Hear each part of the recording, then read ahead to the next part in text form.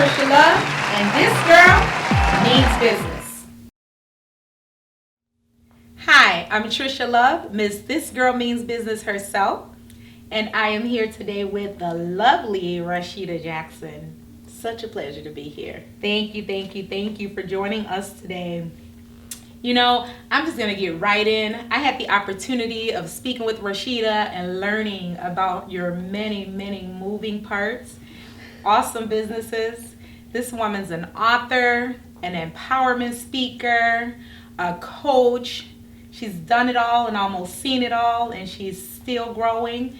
And I am just going to give you an opportunity to share on our platform first. Who are you? Who's Rashida Jackson? Oh my goodness, I really wish I could answer that question. Who am I? I'm still figuring that out, but I have a passion for people. Men, women, boys, and girls. I just believe that there's so much great on the inside, so my job is to pull it out. Awesome. Even if it's through conviction. We're right. going to pull it out. That's right. We're building.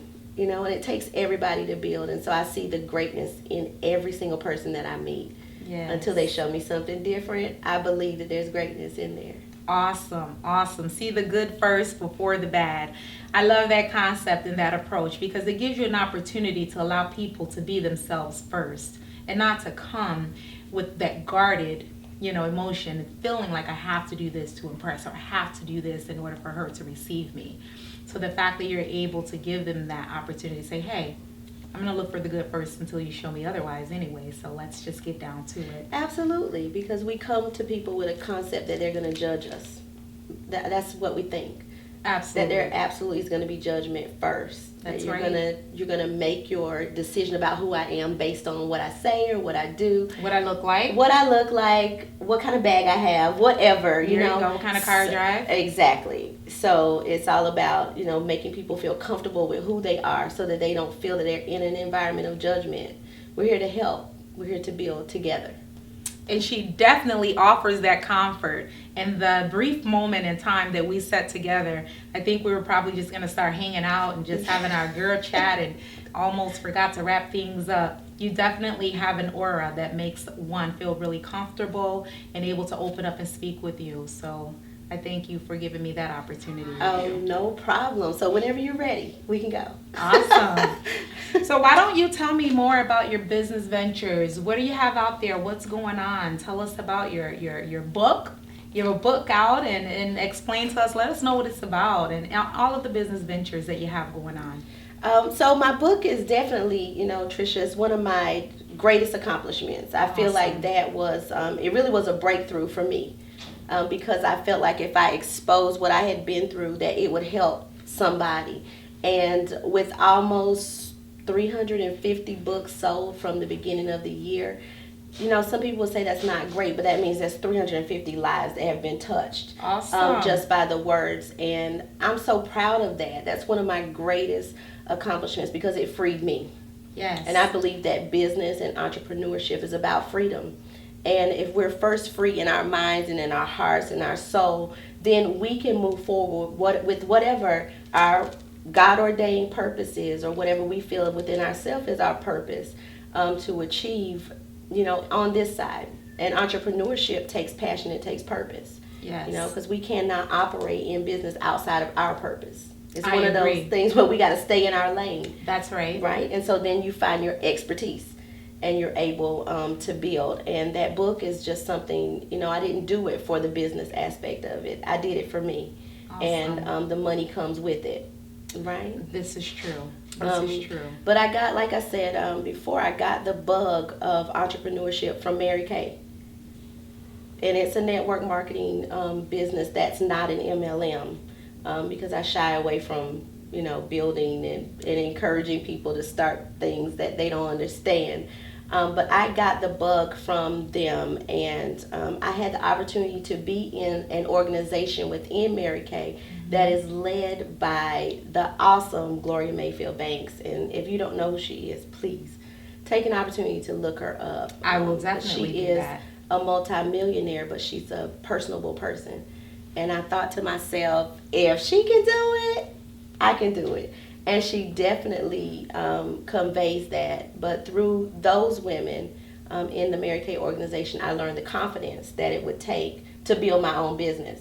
So after a year and a half of doing that, which I still have that business open because, you know, you don't start something and put it down, right? That's right. After a year and a half of doing that, I opened a tax firm. You know, I got the bug, and I just started doing things. The bug came, and I co-founded Virtuous Management. And we didn't even get to talk about that. But with that, what I do is build business for other women. Awesome. Basically give them that boost, that start, the information that they don't need. I make it readily available for them. And I don't even charge them for that.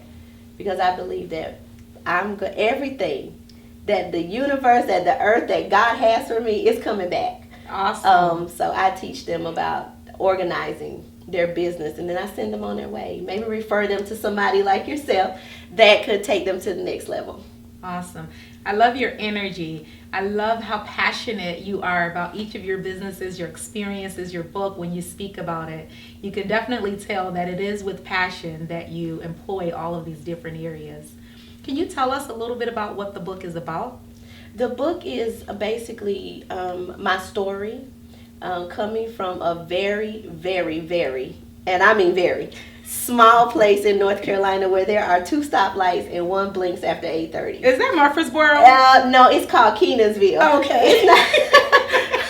And growing up in an environment where there was no father in the house, and my mother worked 2 jobs, I learned that we have to work. Yes. Right? But we got to do it smart and not hard. Smart, not hard. And so the book talks about my experiences being a young woman in a small place. Yes. How do you break out of a small place, or how do you break out of a situation and find your purpose? And in your purpose, find your greatness and find out who God called you to be. And that's what the book is about. It's really talking about how all of the adversity that came in my life, whether it was decisions that I made or decisions other people made for me, how I learned that it was all designed for my good. Awesome. And how I've taken all of that, because there was a lot of adversity, from abuse to teenage parenting to dual enrollment school, working all night, going to school all day, and having a little child to take care of, and just succeeding in that arena. Yes. And that's what it's basically about, is how you can do absolutely anything if you remove the fear. Awesome. And if you understand that adversity is just fuel for the fire. Yes. If you take it and you understand how to be humble and how to be grateful, greatness will be birthed. Awesome. That's the concept. I love it. I love it. I can't wait to read it. I'm ready to be empowered. I'm ready to read what those adversities have shown you and how you've overcome those obstacles and those challenges, and still sit here and remain with that beautiful smile, all the power, all that enthusiasm. Thank you. I love it. I love it. So I'm ready. I'm excited about this book. I can't wait for you to read it either. Yes. I can't wait to hear from you and to hear all the good things. I mean, I get so many, just breakthroughs. Yes. For women, just understanding, even men. Yeah. A lot of them say, "Oh, I read it, I'm going to give it to my friend or my girl," and they automatically think it has to be a woman. But I think that it's good for them to understand too. Of course. That after all of the things that we go through, the strength comes from within. Yes. It comes from God. It comes from His purpose, for us. We got to accomplish it. Yes. We have to. We have it within us to do so. We have to, and we got to do it. Awesome. Yes. I love your words of encouragement. Thank I love you. it. So for others that are looking to kind of just make that God move, that bold move, what type of encouragement would you give them? What types of jewels would you drop on them and tell them, hey, you can do this? What type of encouraging words can you offer them? The biggest thing, and my assistants, they call it the fear campaign. They say wherever I go, I bring it up. Because I understand that a lot of times we do not move forward with what we have, intellectually, or what we've learned because of fear. Either fear of failure or fear of success. And the jewels that I will leave is that we are created to do the work with our hands. It was ordained before we even came into this earth that we would be the ones that would work with our hands. And the biggest thing is that you have to remove fear. Now, taking that step and saying, I'm just going to step out on faith, everyone has to have faith. Right. And so I teach people how to remove fear with a mustard seed. Okay. I go into seminars, I go into sermons or speaking wherever I am with a jar of mustard seeds. And I tell them, take this jar, and I pass it around. And I say, listen, just take one seed. Just one. Many people have never seen a mustard seed. See how small it is? To see how small it is. That's all the faith you need. So if you can grab hold to that mustard seed faith and remove fear out of your life, you can achieve anything. And that's the golden nugget. It's awesome. Releasing the fear. So with that, the question that I ask them is, what would you do if you knew you could not fail? That is something to think about. What would you do if you knew you could not fail? I think it definitely changes the dynamic and the tone of the way we all would see things then. Absolutely. And there's people that sit in my seminars, multimillionaires. They still have a list Yes. of what they would do if they knew they could not fail. I have not met one person that said to me, I'm doing everything that I think that I'm worthy or capable of doing. Right. Everybody makes a list. Everybody. And I take those lists. I don't even read them. I take those lists and I put them all together in a place, and I pray over them. And I ask the Lord to help them to remove the fear so they can do these things that are on this list. Awesome. Such an amazing. Hi, this is Trisha Love, Miss This Girl Means Business herself. Are you serious about taking your business and professional development to the next level? Then contact me today at www.trishalove.com. A lot of times that's where the fear comes in. We listen to other people. Yes. So that, first of all, was me. But I've met a lot of people, they don't even know that that they have a fear of succeeding. Most people think that it's the opposite, that Right. I'm not going to start it because I'm going to fail. But we have the what ifs in our mind. That factor. What if I drive the Porsche? What if? What if I carry the Louis Vuitton bag? What if? Because we're always worried about the judgment. Right. We're always worried about succeeding and what people are going to think. What if I leave a legacy for my children? Yes. What if they never have to work? What if they are, what if my grandchildren have a silver spoon in their mouth?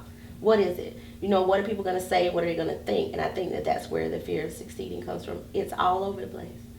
It's all over the place. This is why people still work on jobs. Yes.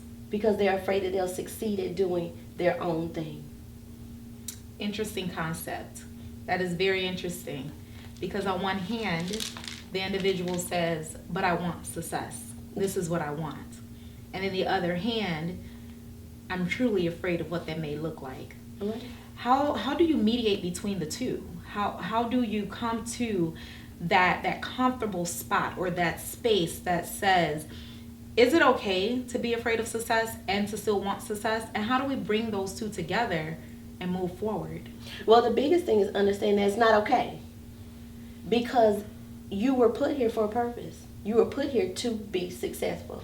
You were put here to achieve things, not just to exist. Right. So the balance is knowing who you are.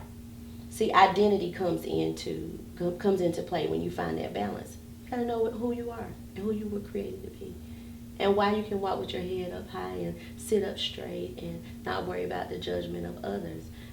It drives me crazy to know that people are afraid. Yes. Like, I don't understand. I just don't get that concept.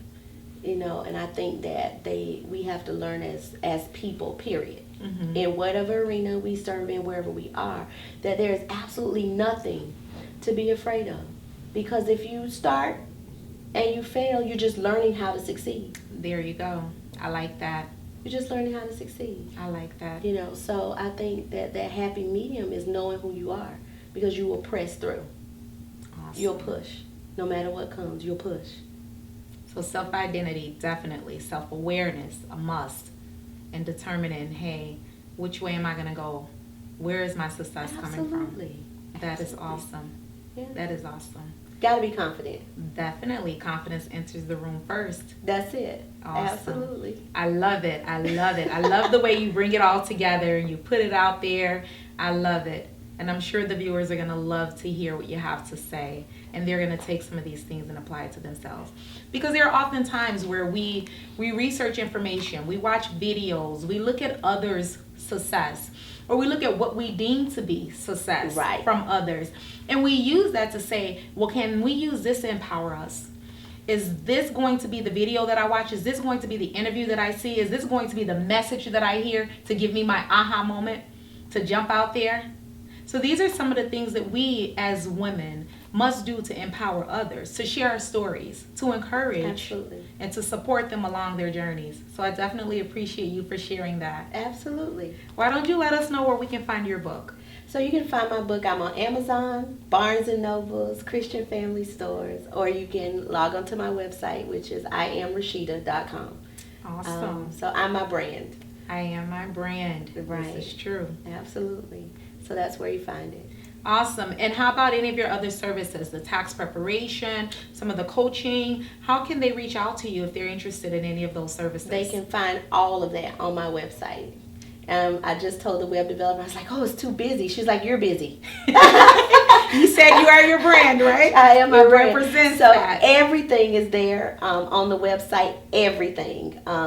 I think there's one thing that may be missing, but we're building it, how to tie it into the website. But you can reach out to me. You can book me. You can find my book, everything. You can look at my family. You can see my children on my website, IamRashida.com. Awesome. You all got that. IamRashida.com. Where are you at in social world? The social media world? Oh, my goodness. I'm social media. Periscope, Facebook, Instagram, Twitter.